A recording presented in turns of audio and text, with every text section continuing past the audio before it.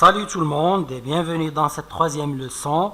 Je rappelle que pour les élèves qui ont des difficultés à comprendre l'explication en français, les mêmes leçons, toutes les leçons du bac sont reprises avec une explication en arabe. Donc, si vous avez des problèmes avec cette explication, cherchez la même leçon, le même cours en arabe. Vous allez le trouver sur ma chaîne qui est Tawfiq Animation 3D and More. Bien. Alors, maintenant, les chapitres entre 13 et 17, ce sont des chapitres qui parlent de deux thèmes essentiels, se rapportent à deux thèmes essentiels. Le transfert des prisonniers. Le transfert, c'est-à-dire les prisonniers sont emmenés dans une autre prison, dans un autre pénitencier. Le pénitencier, appelé en argot le bagne, c'est la prison pour les grandes peines. 15 ans, 20 ans, 30 ans de prison, la perpétuité. Bien. Alors, et l'infirmerie. Alors, on va voir, le chapitre 13, il se rapporte au transfert. Le chapitre 14, c'est dans l'infirmerie. Chapitre 15, 16, 17, ce sont des chapitres qui n'ont pas lieu dans l'infirmerie, mais ce sont des souvenirs qui se rapportent à l'infirmerie. D'accord ? Alors, on passe maintenant au chapitre 13. Alors, quelques jours plus tôt, c'est-à-dire avant le moment d'écriture, c'est-à-dire durant la 5e semaine, c'est quelques jours avant le jour de l'exécution, avant le dernier jour. Bien. Dans la cour de la prison, il y a le transfert des forçats. Les forçats, ce sont les personnes qui sont condamnées aux travaux forcés. D'accord ? Bien. Alors, maintenant, ces forçats, ils seront emmenés dans le bagne de Toulon. Toulon, c'est une ville portuaire, une ville qui se trouve à côté de la mer, qui a un port. Donc, ces galériens, ces forçats, ils vont devenir des galériens. Leurs travaux forcés seront ce qu'on appelle les galères. Et les galères, c'est lorsque les prisonniers sont mis dans une cale de bateau, ils sont mis dans un bateau, dans une cale, ils sont enchaînés, ils ne peuvent même pas se mettre debout, d'accord ? Et ils commencent à ramer. D'accord ? Ils ont des rames qui sortent du bateau, qui sont dans l'eau. Lorsqu'il n'y a pas de vent, ils doivent ramer. D'accord ? Et normalement, les bateaux avec des forçats pour les galères, ce sont des bateaux qui ont toujours des prisonniers qui rament, même s'il y a le vent. Bien. Alors, ces prisonniers,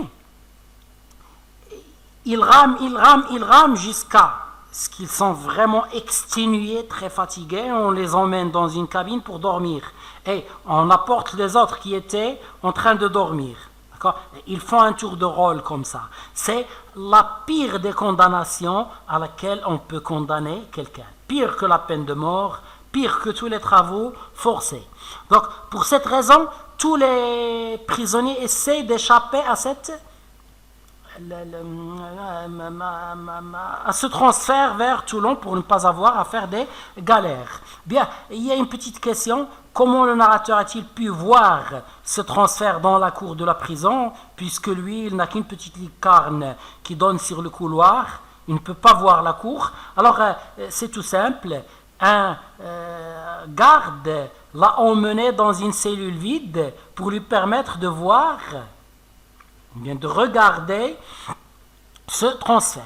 Parce que durant le transfert, les prisonniers qui vont être transférés, ces prisonniers, ils commencent à se pavaner, à se vanter, à faire les fiers. Ils ne veulent pas montrer qu'ils ont peur du transfert. D'accord ? Alors, il y en a qui font des mouvements de cirque, des acrobaties, il y en a qui applaudissent, il y en a qui font le clown devant les autres, et tous les prisonniers qui sont en train de les regarder applaudissent, font des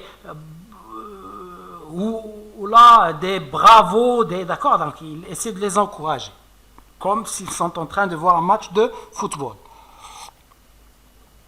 Bien, alors maintenant, le transfert, la préparation, les préparatifs du transfert, il se passe en 3 actes. Comme une petite scène de théâtre, une petite pièce de théâtre. Premier acte, c'est la visite médicale. Et durant cette visite, on a dit tous les prisonniers essaient de s'échapper à à ce transfert, alors tous les prisonniers feignent la maladie. Ils disent aux médecins qu'ils sont malades. Les médecins ne font même pas de vraie visite médicale. Ils regardent le prisonnier. Bon, s'ils voient qu'il est vraiment mal en point, très malade, bien, ça se voit. S'ils voient qu'il est très malade, qu'il a un pied en moins, ou bien une main en moins, ou bien, donc ils le dispensent du transfert. Mais s'il voit qu'il est bien, même s'il est très malade, mais l'aspect, d'accord, si on le regarde, on pense qu'il n'est pas malade. Bon, s'il voit qu'il est bien, alors il n'est pas dispensé, même s'il est malade. Bien. Ensuite, l'arrivée des geôliers. La geôle, c'est la prison. Donc les geôliers, ce sont les gardiens de prison. D'accord. Et le ferrage. Et le ferrage, il est vraiment inhumain. Comme on va dire un peu plus bas, ces prisonniers ont été traités inhumainement. Alors le ferrage, c'est quoi? Donc on a une longue chaîne avec de petites chaînes qui y sont rattachées. Chaque chaîne se termine par un petit collier. Alors ce collier, il est mis dans le cou du prisonnier et on ne ferme pas ce collier avec un cadenas ou bien avec des clés. Non, on met un boulon et on apporte une enclume et une masse de fer. La masse, c'est un grand marteau. L'enclume, bien sûr, c'est un grand morceau de fer sur lequel on frappe. Bien, alors maintenant, on met le prisonnier, d'accord, on pose le boulon qui est très proche de il est à fleur de peau du prisonnier et on commence à frapper jusqu'à ce que le boulon s'aplatisse pour que le prisonnier n'arrive pas à se libérer en ouvrant ses cadenas ou bien ses chaînes. Bien, alors, si le prisonnier fait le moindre petit mouvement, sa tête est écrabouillée, elle est écrasée par la masse. Bien, alors, maintenant, vers la fin, bien, lorsque tous les soldats, tous les prisonniers ont été ferrés, la pluie commence à tomber et c'est durant les mois de froid. D'accord? Alors, les gardiens, les geôliers, s'abritent de la pluie et ils laissent les prisonniers qui sont très légèrement habillés sous l'averse, sous la pluie. Vers la fin, un prisonnier voit le condamné, il crie le condamné, les autres prisonniers le voient aussi, ils commencent à crier le condamné, alors le condamné s'est évanoui. Le verbe s'évanouir, perdre connaissance, une très très belle expression en français, on dit il tombe dans les pommes et il sort des pommes, il revient à lui, d'accord, dans le chapitre 14. Il se trouve à l'infirmerie. Bon, de là, d'une fenêtre, il peut voir les galériens qui ont été transportés. D'accord? Bien. Alors, chapitre 15, il est revenu dans sa cellule, mais il pense toujours à l'infirmerie, et il pense au bien-être qu'il y a ressenti. Donc, dans l'infirmerie, on a oublié de dire ça dans ce chapitre, dans le chapitre 14, il y a un lit très sale et des couvertures qui le sont aussi. Mais pour lui, ça ressemble à une chambre d'un hôtel 5 étoiles. Pourquoi? Parce que lui, il dormait pendant 5 semaines sur de la paille, sur du foin, dans sa cellule. Maintenant, il se rappelle le peu de liberté et de bien-être qu'il a ressenti dans l'infirmerie et il commence à regretter de ne pas avoir essayé de s'évader. C'est la première fois qu'il rêve à l'évasion. Chapitre 16, il va se rappeler aussi d'autres choses. Il va se rappeler une chanson d'argot chantée par une jeune fille, mais même cette chanson ne lui permet pas de s'échapper de la peine de mort parce qu'elle raconte l'histoire d'un prisonnier, d'un criminel qui est condamné à mort. Alors, pour le chapitre 17, dans le chapitre 17, il rêve aussi à l'évasion, mais cette fois-ci, il est en train de s'évader dans son rêve. C'est un rêve éveillé, il ne dort pas. Bon, il voit qu'il est sorti de la prison, qu'il va au port, il trouve un bateau pour l'Angleterre. Il est sur le point de s'embarquer clandestinement dans ce bateau, lorsqu'un gendarme vient et lui dit lui demande ses papiers. Donc même dans son rêve, il ne peut pas s'échapper à la mort. Le choix de l'Angleterre, eh bien, l'Angleterre et la France, durant plusieurs siècles, ont été de grands ennemis. Ils étaient toujours en guerre. Alors le prisonnier qui s'échappait de la France vers l'Angleterre n'était pas restitué à la France. Et idem pour la France, pour l'Angleterre. S'il s'échappe en France, il est libre. Alors, chapitre 13. Bien sûr, les titres que je vous donne avant l'explication et l'encadré que je vous donne ici, le mieux c'est de les apprendre par cœur. Je vous rappelle ça, parce qu'ils vous permettent de vous situer dans l'œuvre. Donc, chapitre 13, on a dit c'est le transfert des forçats et évanouissement. Il s'évanouit. Chapitre 14 est l'infirmerie. Vous pouvez ajouter sensation de bien-être. Première pensée d'évasion. Bien. Chapitre 16, la chanson d'argot. Chapitre 17, même dans son rêve, impossible d'échapper à la justice. Comme on a dit, il rêve qu'il s'échappe et il est repris. Bien, alors maintenant, nous sommes dans le dernier jour. Et, d'accord, c'est le chapitre 18. Donc, chapitre 1 jusqu'au chapitre 17, c'est des événements, des flashbacks qui nous racontent les 5 premières semaines. D'accord ? À partir du chapitre 18, c'est le dernier jour. Bien. Maintenant, vous pouvez aussi vous rappeler d'une façon différente. Chapitre 1, c'est Bicêtre. Et chapitre 22, c'est la conciergerie. La conciergerie, c'est la prison du tribunal. Dans cette prison, il va rester jusqu'à la fin. D'accord ? Donc, les deux derniers chapitres, il va être transféré à l'hôtel de ville et de là à la place de grève pour être condamné à mort. L'hôtel de ville, c'est la prison de la mairie. C'est là que se trouve le maire de Paris. Le maire s'écrit avec M-A-I-R-E. D'accord ? Donc, je rappelle, je ne dis aucun mot ici en arabe, mais si vous avez des difficultés, il y a la leçon en expliquée en arabe. Bon, maintenant, chapitre 18.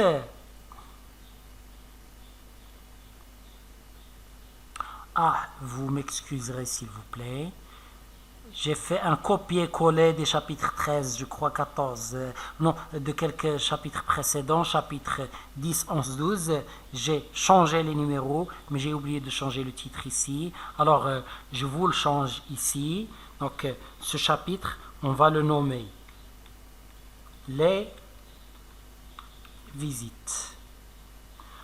Parce que plusieurs personnages vont rendre visite à notre prisonnier, d'accord, durant ces chapitres. J'aurais pu les appeler premières visites parce qu'il y a d'autres chapitres aussi où il y a des visites, mais encore, nommons ça les visites. Bien. Disons un plus, d'accord.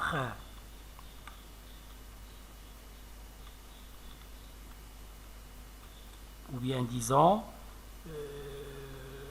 jour de l'exécution. Bon, j'écris sans regarder, j'ai appris ça à cause de ma mauvaise vue, je ne vois pas très bien le clavier, d'accord, mais j'ai appris à écrire sans regarder le clavier. Et vous voyez ici, j'ai vraiment des caractères très grands pour voir, et même avec ces caractères, ma vue est brouillée, elle est très vague. Alors, excusez-moi si je laisse des erreurs. Je rappelle toujours ça à propos de ma maladie. Pourquoi ? Parce que je sais que lorsqu'une personne commence à commettre des erreurs ou bien à lire très lentement,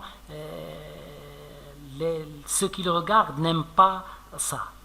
D'accord ? Alors, moi, j'ai pas le choix. D'accord ? C'est pas un manque de compétences. D'accord ? Mais Bien. Alors, chapitre 18, 6 heures du matin, d'accord. Et là, nous entrons vraiment dans les techniques, les vraies techniques du journal intime. C'est dans cette partie-là qu'on va la voir. On va voir 6 heures du matin, on va voir 8h30 du matin, on va voir 10 heures du matin, on va voir, d'accord, donc même 7 heures pour un autre chapitre. Ensuite, on va passer à ce qu'on appelle un compte à rebours. Le compte à rebours, c'est lorsque vous dites 4, 3, 2, 1, 0. Ici, le compte à rebours, c'est encore 3 heures, encore 2 heures, encore 1 heure, encore 5 minutes, encore 2 minutes. Ça y est, ils montent les marches lorsqu'ils veulent. Ils montent les marches d'un escalier pour l'emmener. Pour l'exécuter. Excusez-moi.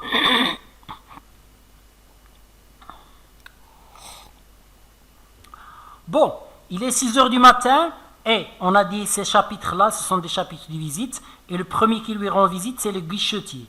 Le guichetier, il vient lui demander ce qu'il veut à manger pour ce jour.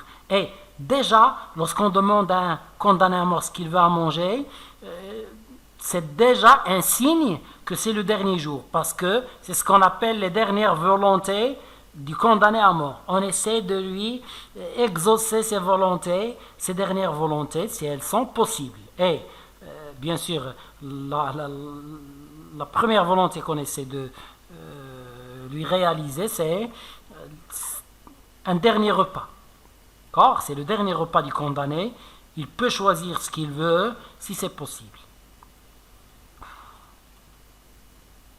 Maintenant, le chapitre 19, le directeur de la prison vient lui rendre visite et il est très courtois, très gentil, très poli. D'accord ? Il lui dit, est-ce qu'on vous a bien traité ? D'accord ? Alors là, lorsqu'il voit cette gentillesse, il comprend que sa dernière heure est arrivée. D'accord ? Que c'est le jour de sa condamnation. D'accord ? Bon, entre ces chapitres, c'est le chapitre 20 qui n'est pas un chapitre de visite. Donc chapitre 18, 19, comme on a vu, sont des chapitres de visite. Et chapitre 21, c'est aussi un chapitre de visite. Chapitre 20, c'est ce qu'on appelle un monologue. Le monologue, parce que ce roman, il est plein de monologues. Le monologue, c'est lorsque la personne parle à elle-même. D'accord ? Parce qu'elle est en train de penser. Qu'elle nous dit, qu'elle nous livre ses pensées. Bon, le narrateur, il pense à son geôlier, à la prison. D'accord ? Bon, et il nous dit qu'il trouve la prison partout. Il voit la prison dans les murs, il voit la prison dans les prisonniers, il voit la prison dans les geôliers, dans les gardiens, dans les fenêtres, d'accord, tout dans la prison est prison. Comme on va le nommer dans un titre tout à l'heure. D'accord ? Alors, chapitre 21, c'est 2 visites. Il y a la visite d'abord d'un prêtre, c'est un homme de religion. Bien, vous savez que les chrétiens, ils ne peuvent pas se repentir à Dieu. Ils ne peuvent pas dire Dieu, pardonne-nous directement. Ils doivent se confesser. Ils doivent avouer leur péché à un prêtre. S'ils n'avouent pas leur péché, ils ne sont pas pardonnés. C'est comme ça qu'ils comprennent. Et c'est bien sûr comme ça que l'Église profite de son pouvoir pour s'enrichir. Bien, alors, d'abord, on a dit la visite du prêtre. Lui, il ne va pas aimer ce prêtre. Pourquoi ? Il va nous le dire dans un chapitre suivant. Il va nous dire, ce prêtre, il a l'habitude d'accompagner les condamnés. D'accord ? Et bien sûr, puisqu'il a l'habitude, il est devenu insensible. Il ne compatit pas vraiment au malheur du condamné à mort. Donc, alors, après la visite du prêtre, il y a eu celle de l'huissier. Et l'huissier, c'est une personne qui travaille au tribunal. Bon, c'est la personne qui commence c'est elle qui est, si vous voulez, c'est un homme de sécurité, c'est comme un concierge, et c'est lui qui fait entrer, par exemple, l'accusé à la cour. Il dit, la cour, accusé, levez-vous, d'accord, c'est lui qui crie toutes ces choses-là. Donc, parce que la place où se déroule le jugement, on l'appelle lui. D'accord? C'est de là que vient le mot l'huissier. D'accord? Donc, cet huissier, maintenant, il est venu, et je vous rappelle aussi que l'huissier, c'est le facteur du tribunal.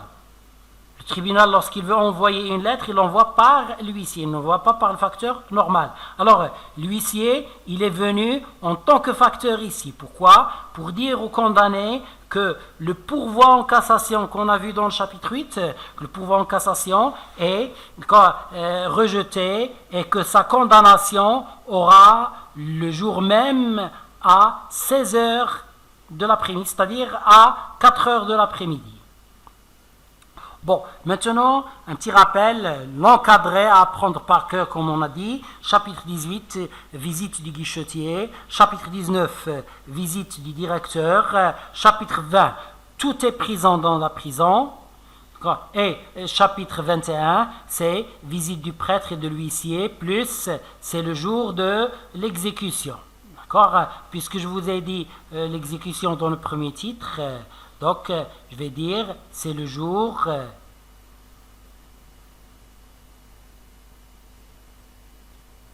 du...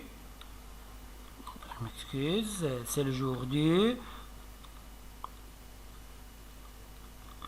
Donc, c'est le jour du rejet du pourvoi en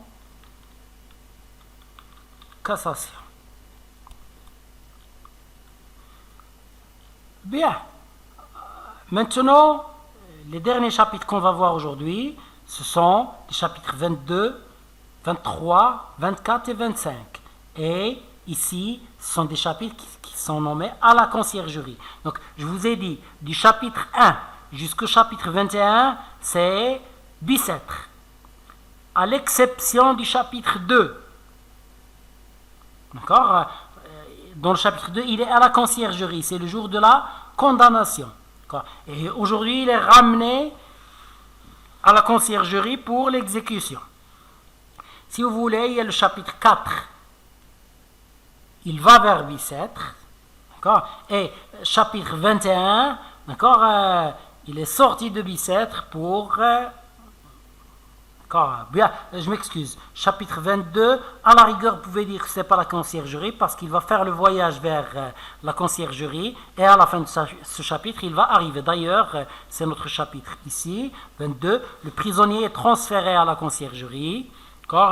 Il nous raconte son voyage. Alors, dans le voyage, il est accompagné par le prêtre et par l'huissier. L'huissier lui parle de quelques affaires politiques. Et lui... il est muet, il ne parle pas. Il reste quoi? Alors, l'huissier, il n'aime pas. Il lui dit que les autres prisonniers étaient plus gentils, étaient bavards. Alors lui, comme si notre prisonnier allait s'intéresser aux affaires politiques alors qu'il allait être exécuté dans quelques heures. Donc, maintenant, à 8h30. Donc, vous voyez les techniques du journal intime. Maintenant, on commence à voir ce qu'on appelle des indicateurs chronologiques, montrant le moment de l'action. À 6 heures, normalement, le chapitre de l'huissier et du prêtre, c'est à 7 heures. Et à 8 heures, ils partent. C'est le début du voyage vers la conciergerie. À 8h30, il est dans la conciergerie.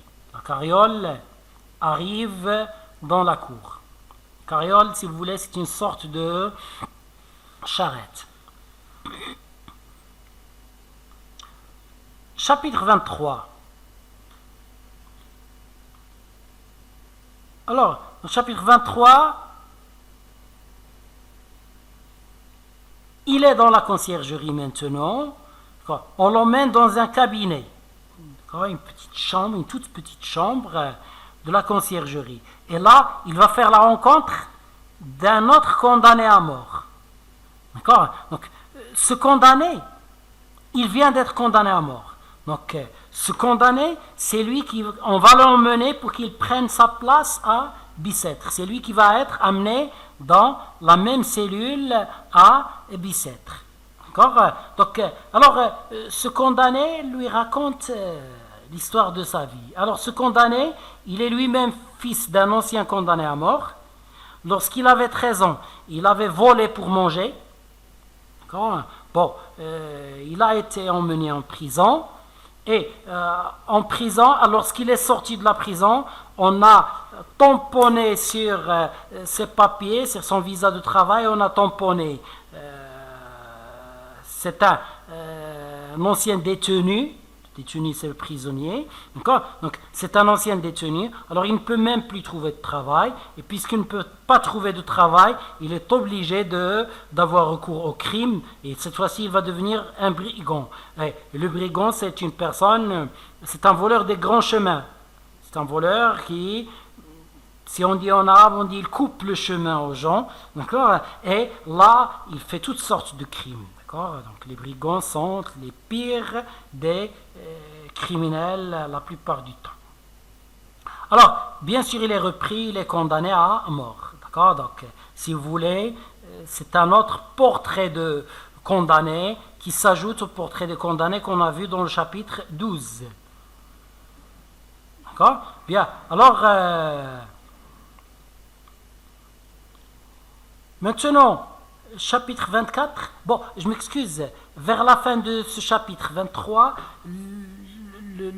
le condamné demande à notre narrateur de lui donner sa redingote, si vous voulez, sa jaquette.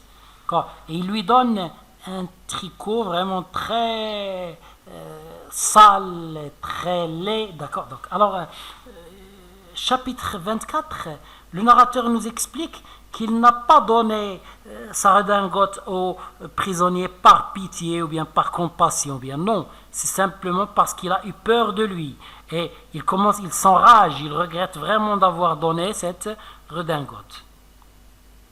Chapitre 25. Le condamné est transféré dans une autre cellule. Bien, on vient lui redemander ses dernières volontés.